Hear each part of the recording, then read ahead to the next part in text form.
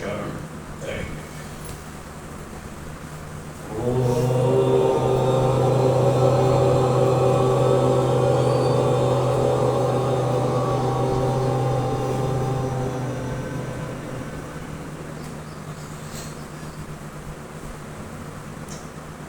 उपस्थित सज्जनों, माताओं और बहनों,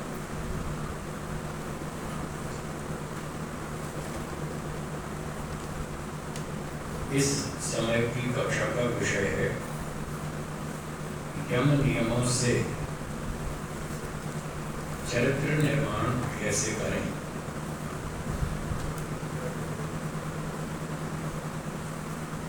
महर्षि मनु जी ने बताया है, आचार परमो धर्म। क्या बताया? जो आचरण है वह सबसे ऊंचा धर्म है। उनका तात्पर्य है कि जो उत्तम आचरण है, वेदों में बताया, जो ईश्वर ने कहा कि ये अच्छे काम है, ये करो, उसका नाम है उत्तम आचरण। तो उत्तम आचरण करना सबसे बड़ा धर्म है। धर्म तो बहुत सारे हैं, बहुत सारे का मतलब ये नहीं जैन बौद्ध ईसाई मुस्लिम, वो नहीं, वो धर्म नहीं है, वो तो संप्रदाय है। जब हम कहते हैं धर्म बहुत सारे हैं, तो उसका मतलब ये है कि वेदों में बहुत सारे काम करने को बताए हैं। जितने सारे काम करने को बताए हैं वो सब के सब धर्म है। जैसे सत्य बोलना, सत्य बोलना धर्म है, हाँ या ना? और झूठ बोलना अधर्म। तो जो काम वेदों में बताया कर लो वो धर्म है, और जो मना किया वो अधर्म। तो वेदों में तो बहुत बातें बताई, सत्य बोलो, न्याय से व्यवहार करो, प्रेम से रहो, सभ्यता से रहो, मीठी भाषा बोलो, सम्मान से बोलो, दूसरों की सहायता करो, मन पर संयम रखो, इंद्रियों पर संयम रखो, ब्रह्मचर्य का पालन करो, खान पान में कंट्रोल रखो। ऐसे बहुत सारे काम बता रखे हैं, वो सारे धर्म हैं। तो जब हम कहते हैं बहुत सारे धर्म हैं, तो उसका मतलब ये है कि वेद में बहुत सारे काम करने को बताए, वो सारे धर्म हैं। और इन सारे धर्मों को मिला करके एक धर्म है, वैदिक धर्म। हाँ, कौन सा? तो शंका पूछना प्रश्न। हाँ बोलिए।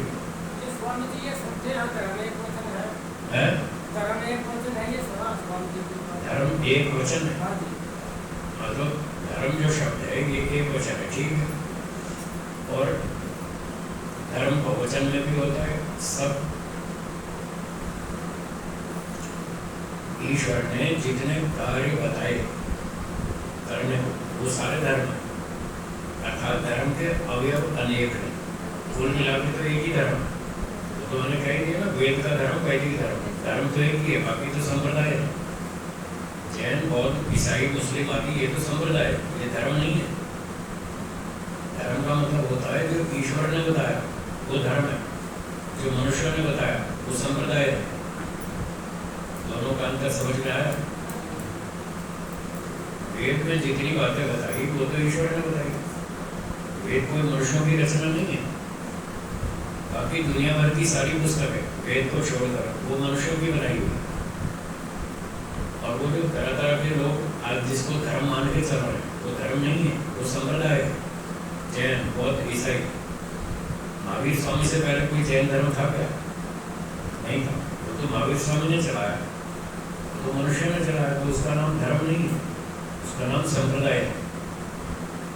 महात्मा बुद्ध से पहले कोई बौद्ध संप्रदाय नहीं था, वो उन्होंने चलाया। तो मनुष्यों ने जितने चलाए उसका नाम संप्रदाय है, वो धर्म नहीं है। फिर भी धर्म शब्द को कहीं एक वचन में कहीं बहुवचन में ऐसा कहा जाता है। तो जब भी ये कहा जाए कि बहुत से धर्म है, तो उसका अर्थ ये समझना कि वेद में बताए हुए धर्म के कार्य बहुत सारे हैं, ये समझना। वो धर्म के अवयव है, इसलिए उनको धर्म कह दिया गया। कुल मिलाकर धर्म एक ही है। उस एक धर्म की परिभाषा है जो ईश्वर का आदेश है उसका पालन करना, ये धर्म है। ये महर्षि दयानंद जी ने परिभाषा बताई, हमको अपने घर से नहीं बता रहे।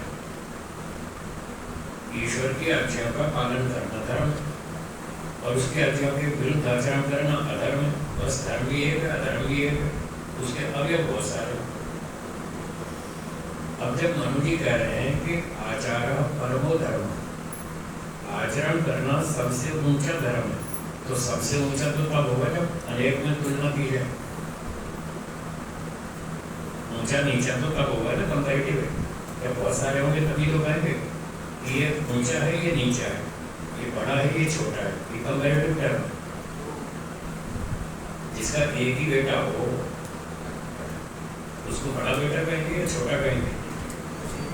न बड़ा कहेंगे न छोटा कहेंगे, एक ही है। और दो तीन हो तो तब कहेंगे हाँ ये बड़ा बेटा है, ये मझला है, ये छोटा है। दो तीन हो तब बड़े का नंबर आएगा ना, ये सबसे बड़ा बेटा है। तो जब महर्षि मनु जी कह रहे हैं परमो धर्म, ये सबसे ऊंचा धर्म है, इसका मतलब धर्म एक नहीं बहुत सारे हैं। उन सब में तुलना करके जो सबसे ऊंचा है वो है उत्तम आचरण। इस अभिप्राय से उन्होंने कहा परमो धर्म, अर्थात वेदों को पढ़ना भी धर्म है,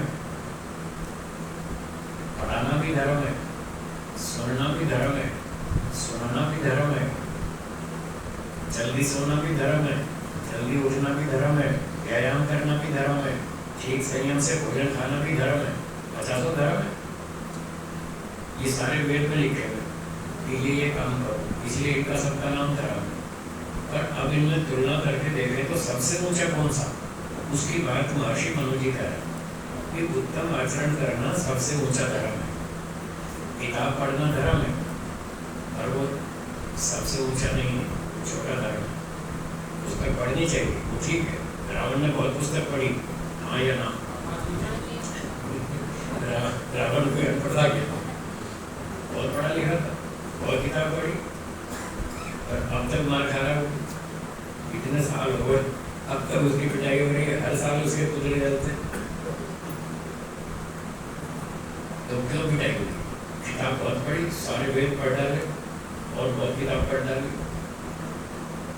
फिर भी वो पिट रहा है। इसलिए पिट रहा है कि उसने आचरण ठीक नहीं किया, इसलिए तो मार खाई। आचरण ठीक नहीं था उसका। दुर्योधन भी अनपढ़ नहीं था, वो भी बहुत पढ़ा लिखा था, बहुत बलवान था, बहुत मजबूत था, वो भी मार खा रहा था। हमारा सीरियल देख लिया होगा तो क्या वो कम कर दिया, पीछे से किसी ने कम किया अपने आप को,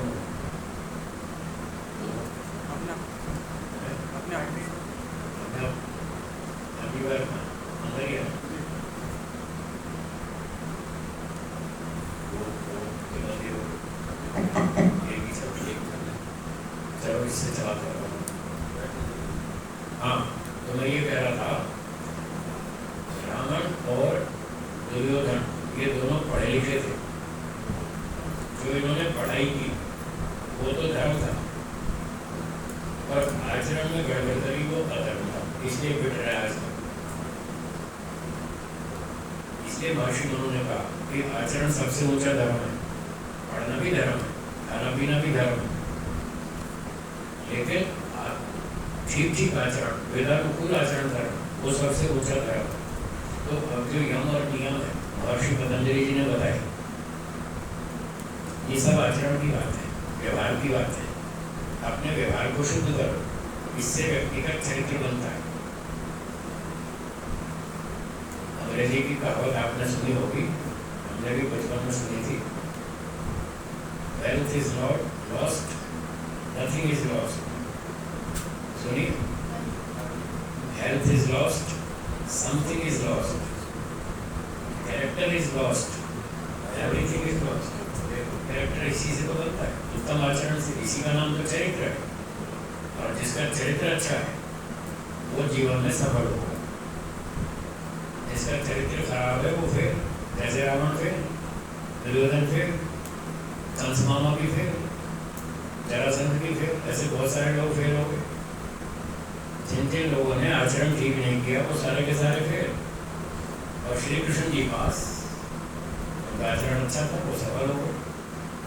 श्री राम जी पास हो गए, उनका आचरण ठीक था, वेदानुकूल था। आज तक उनके गीत गा रहे लोग, देश विदेश में सारी धरती पर उनका कितना सम्मान है, श्री राम जी का, श्री कृष्ण जी का। तो उन्होंने जो सफलता प्राप्त की वो चरित्र के कारण सफलता प्राप्त की, धर्म के आचरण से सफलता प्राप्त की। अगर दुनिया में कोई भी व्यक्ति सफल होना चाहता है तो उसको धर्म का आचरण करना पड़ेगा, उत्तम आचरण करना पड़ेगा, दूसरी भाषा में यम नियम का पालन करना पड़ेगा। अब ये यम नियम क्या है? महर्षि पतंजलि जी ने योग दर्शन में बताया 5 यम हैं, 5 नियम हैं। यम कितने? 5। और नियम कितने? 5। यम एक पारिभाषिक शब्द है, एक टेक्निकल टर्म। इसका मतलब है सामाजिक कर्तव्य, सोशल ड्यूटीज, जो हमें समाज के साथ व्यवहार करना चाहिए। वो जो धर्म है उसका नाम है यम। और नियम व्यक्तिगत पर्सनल ड्यूटीज, व्यक्तिगत कर्तव्य। तो यमों का संबंध समाज के साथ अधिक है और नियमों का व्यक्तिगत जीवन के साथ अधिक है। दोनों का संबंध दोनों के साथ है। यम और नियम दोनों का संबंध समाज के साथ भी है और व्यक्तिगत भी है।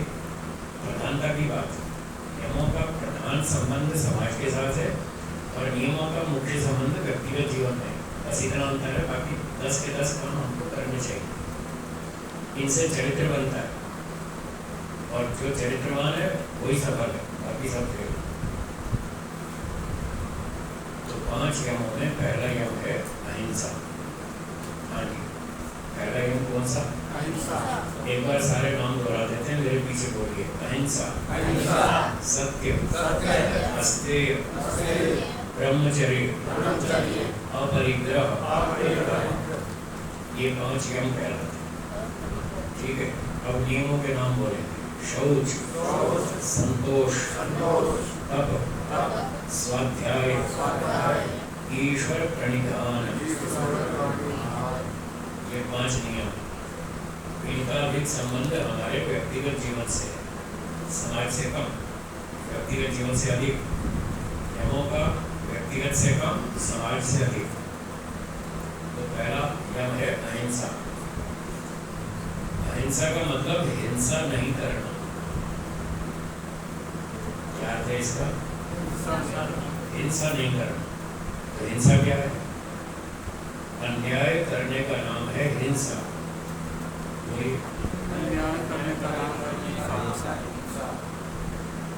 जब व्यक्ति दूसरों के साथ अन्याय करता है तब उसको पता नहीं चलता कि मैं अन्याय कर रहा हूँ।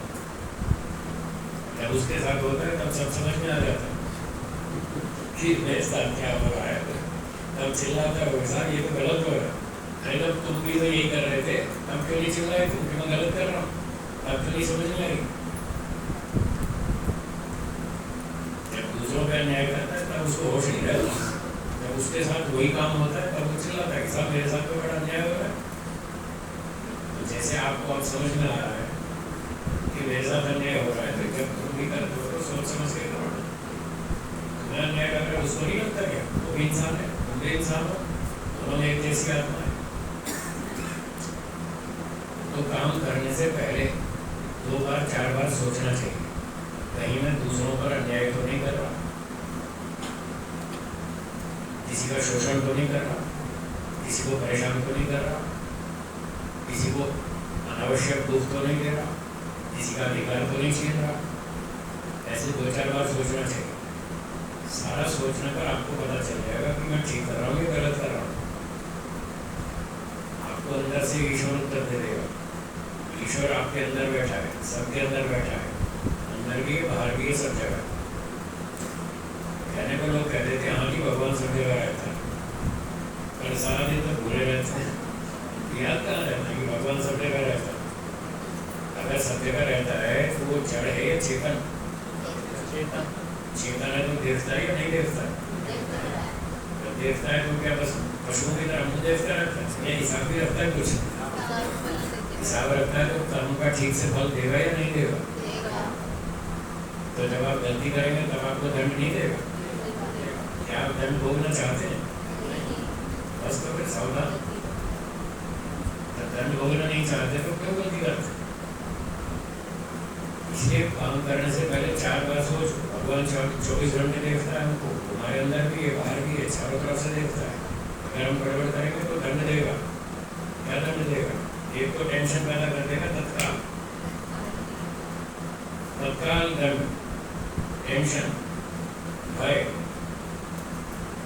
जब भी गड़बड़ करेंगे आपको डर लगेगा, कोई देख तो नहीं रहा, कोई पकड़ तो नहीं रहेगा, पकड़े गए तो पिटाई तो नहीं होगी, अस्पताल नहीं जाएंगे, जेल तो नहीं हो जाएगी। बस ऐसा विचार आए तो समझ लो आप गलत कर रहे हैं। ईश्वर की ओर से सूचना मिल रही है तो हाँ रुक जाना चाहिए। हाँ बोलिए।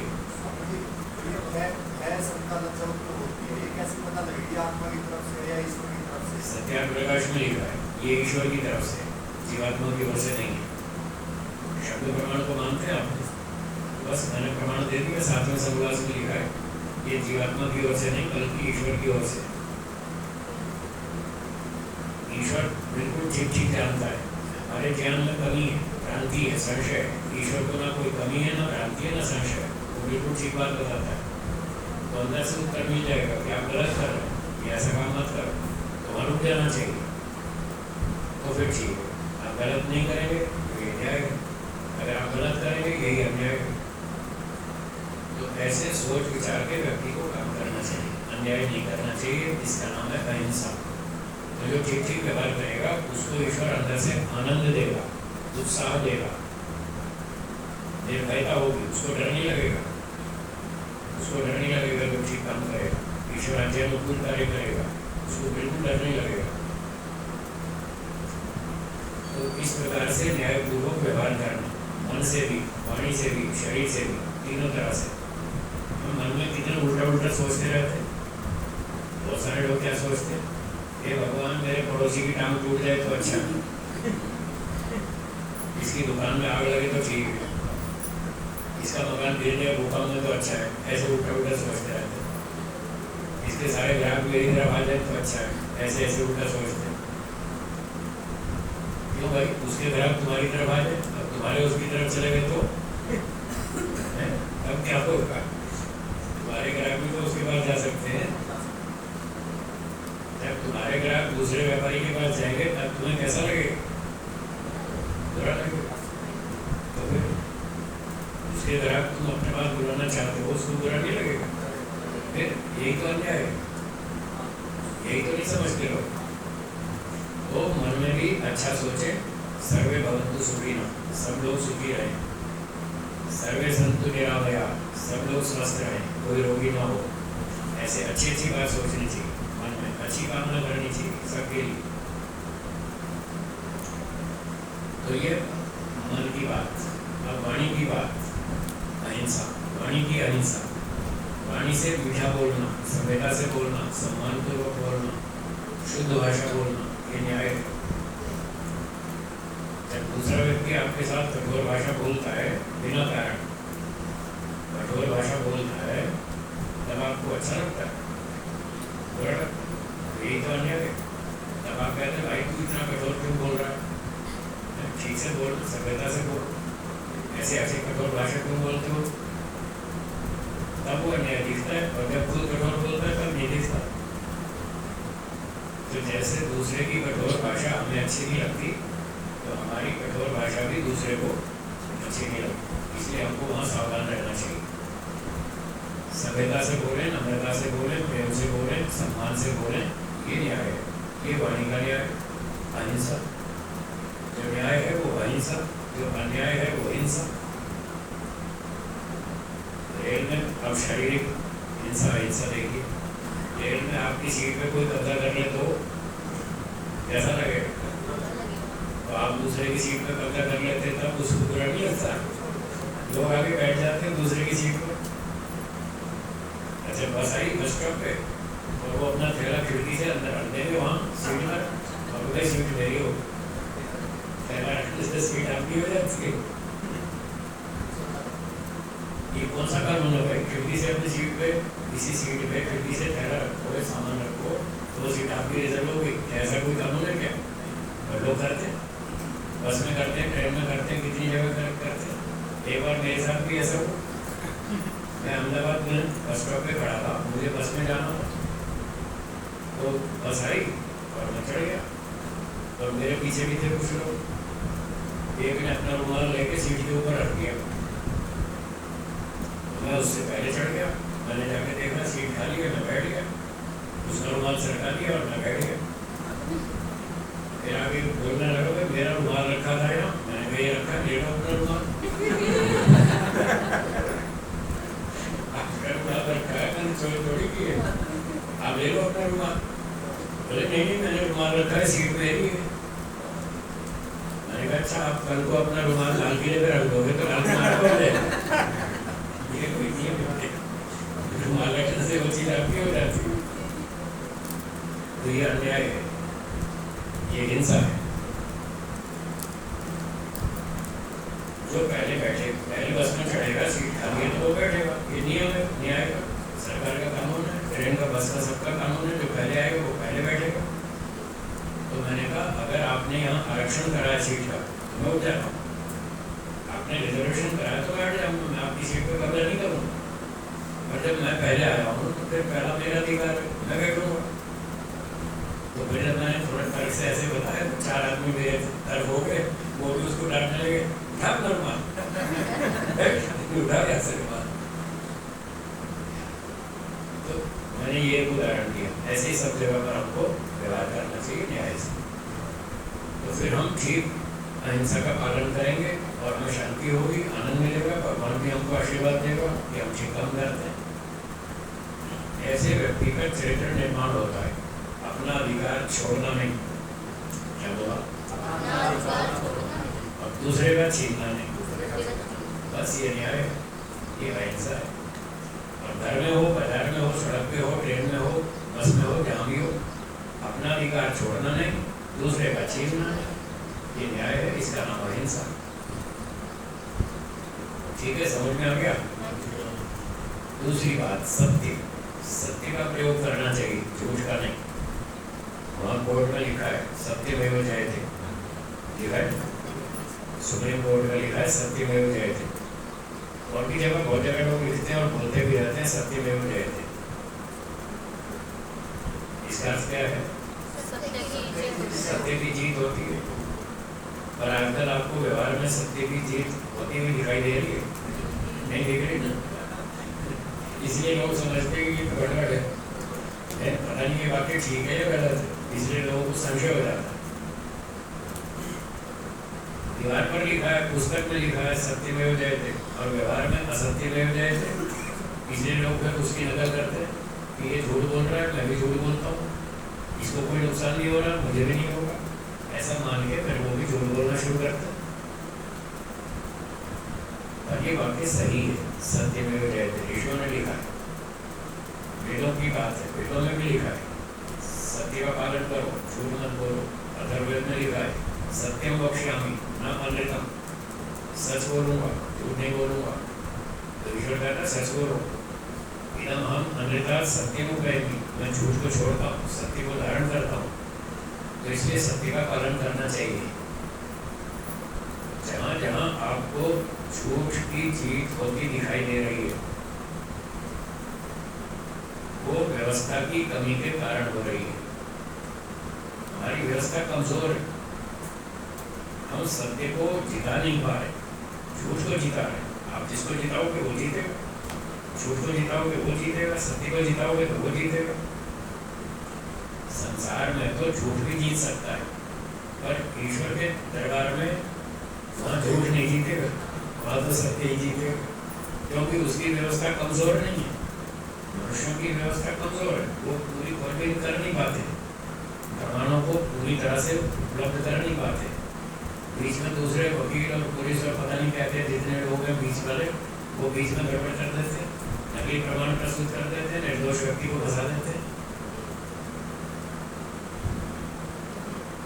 और दोषी को बचा लेते हैं। तो ये अन्याय मनुष्यों की ओर से है। अब यदि सत्य प्रमाण वाला व्यक्ति बलवान हो और अपने पक्के प्रमाण इकट्ठे करके कोर्ट में पेश कर दे तो वो जीतता है, यहाँ भी जीतता है। और ईश्वर की कोर्ट में तो जीतेगा ही, वहाँ तो जीतेगा ही, सब जीतेगा जो सत्य पर चलेगा। ईश्वर की कोर्ट में सदा जीतेगा, वहाँ कभी नहीं हारेगा। जो लोग झूठ बोलते हैं, चोरी करते हैं, उल्टे सीधे काम करते हैं और कोर्ट को भी धोखा देते हैं, हो सकता है चालाकी से, ताकत से, संपत्ति से, पक्षपात से, सिफारिश से, रिश्वत से, कितने भी कारणों से वो यहाँ पर ही जीत जाए। पर ईश्वर तो समझता है ना कि ये गलत कर रहे हैं, ईश्वर तो समझ रहा है। तो अगर यहाँ न्याय नहीं मिला तो अंत में ईश्वर की कोर्ट में ये केस जाएगा या नहीं? तब ईश्वर की कोर्ट में कौन जीतेगा? सत्यवादी। इसलिए वेदों में और शास्त्रों में लिखा है सत्यमेव जयते, सत्य की जीत होती है, सत्य ही बोलना चाहिए। लोग कहते हैं साहब जो सच्चाई पर चलता है उसको बड़ी तकलीफ होती है, बड़े कष्ट आते हैं, लोग उसको परेशान करते हैं। हाँ ठीक है, जो सच्चाई पर चलता है उसको कष्ट तो आता ही, दुष्ट लोग उसको परेशान करते हैं। तो जो झूठ पर चलता है वो कौन सा सुखी है? उसको परेशानी नहीं आती, उसको 50 गुनी टेंशन होती है। झूठ वाले को भी 50 गुनी टेंशन है, सुखी तो वो भी नहीं है। वो हर समय डरता रहता है कब मेरी पोल खुल जाएगी, कब मेरा झूठ पकड़ा जाएगा। और जो सच्चाई पर चलता है, बाहर से उसके पास साधन कम होंगे, पैसे कम होंगे, लोग उसको तंग करेंगे, परेशान करेंगे, लेकिन अंदर से बहुत सुखी होगा, बहुत आत्मविश्वासी होगा जो सच्चाई पर चलता है। सत्य होता क्या है? सत्य क्या चीज है? हाँ सुनिए, सत्य क्या चीज? जो वस्तु जैसी हो